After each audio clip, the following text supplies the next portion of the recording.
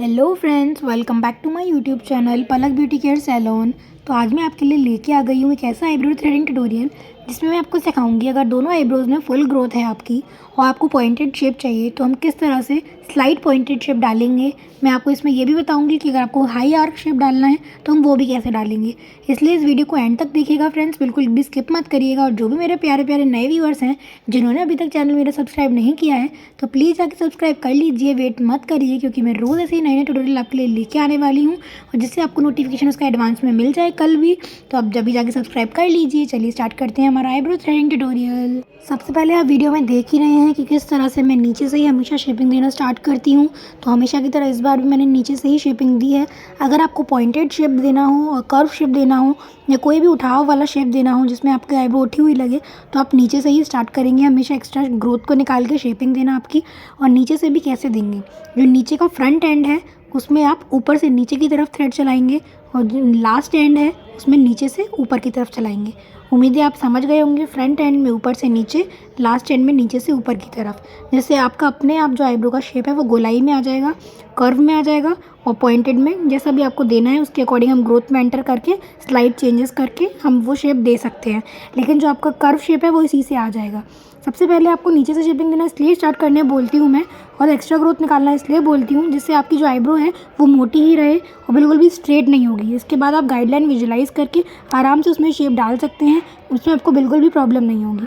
जैसे कि आप वीडियो में देख रहे हैं कि मैं किस तरह से कर रही हूँ। आप देख रहे हैं पॉइंटेड शेप देने के लिए ऊपर से कॉर्नर से भी मैं शेपिंग दे रही हूँ अच्छे से, जो भी एक्स्ट्रा बाल हैं, जिससे जो ऊपर का जो पॉइंट है वो बिल्कुल शार्प हो जाए और जो आईब्रो है आपकी वो हाईली पॉइंटेड लगे और बहुत सुंदर लगे। आप देख रहे हैं मैं किस तरह से कर रही हूँ, वैसे ही आपको भी सीखना है और वैसे ही आपको भी करना है। जितनी ज़्यादा प्रैक्टिस आप करेंगे आईब्रो थ्रेडिंग की उतना ज़्यादा आप परफेक्ट होते जाएंगे, उतना ज़्यादा आपके हाथ में सफाई आएगी और उतना ज़्यादा अच्छी आईब्रो शेपिंग आप कर पाएंगे। अब आप देख पा रहे होंगे वीडियो में इनका पॉइंटेड शेप आ गया है। और अब पूछ लीजिए क्लाइंट से कितना मोटा कितना पतला पॉइंटेड शेप चाहिए, उसके अकॉर्डिंग आप ऊपर से नीचे और नीचे से ऊपर, जैसे फ्रंट एंड और लास्ट एंड में मैंने आपको बताया है वैसे आप और पतली कर दीजिए, मोटी जितना भी उनको चाहिए। और उसके अकॉर्डिंग आपका पॉइंट जो है वो शार्प होता जाएगा। जितनी ज़्यादा पतली आईब्रो होगी उतना ज़्यादा ऊपर पॉइंट होता जाएगा, उतना ज़्यादा शार्प होता जाएगा, लेकिन उतनी ज़्यादा आईब्रो बिगड़ जाएगी।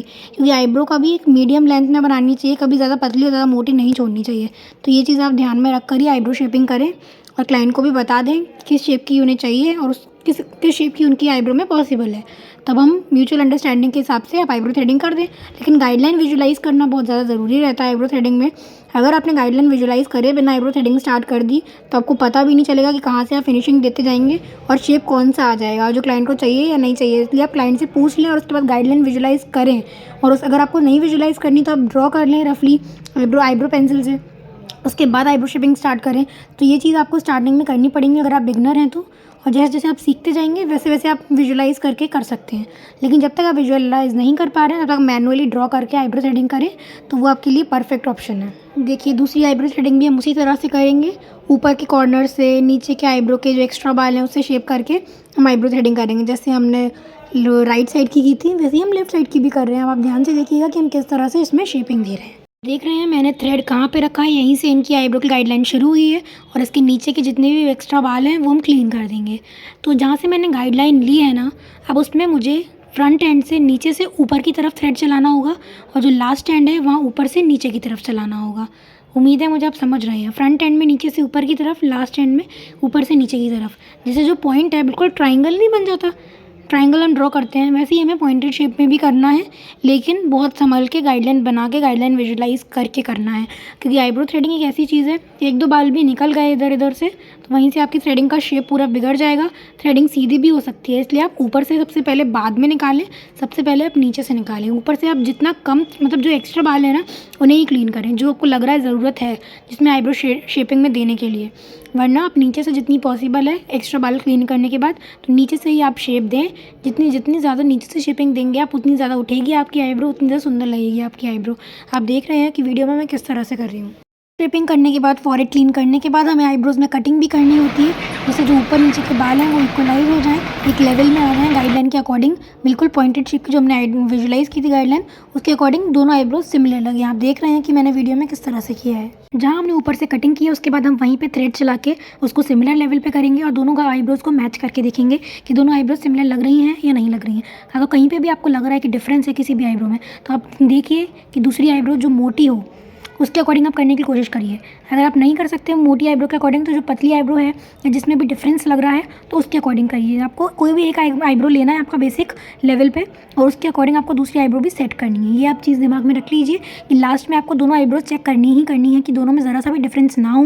अगर ऐसा डिफरेंस है जो हम एलिविएट ही नहीं कर सकते, जो हम रिमूव ही नहीं कर सकते, सपोज एक आईब्रो में ऊपर से बाल हैं और एक में ऊपर से बाल नहीं है, तो हम इसके लिए तो कुछ भी नहीं कर सकते, वो तो डिफरेंस आएगा ही आएगा क्योंकि ग्रोथ ही नहीं है वहाँ पे। तो ये चीज़ आपको समझनी है, उसके अकॉर्डिंग आईब्रो थ्रेडिंग करनी। अगर आपको मेरा वीडियो पसंद आया हो, उससे कुछ सीखने को मिला हो, तो मेरे वीडियो को लाइक ज़रूर करिएगा। मेरे चैनल को सब्सक्राइब करना बिल्कुल मत भूलिएगा। चलिए मिलते हैं कल नेक्स्ट ट्यूटोरियल में। हो सके तो इस वीडियो को अपने फ्रेंड्स के साथ भी शेयर करिएगा। मैं आपके लिए कल एक नया ट्यूटोरियल फिर से लेके आऊँगी, आपको नोटिफिकेशन मिल जाएगा। चैनल सब्सक्राइब कर लीजिए। चलिए मिलते हैं कल। Bye bye. जय श्री राम। Take care.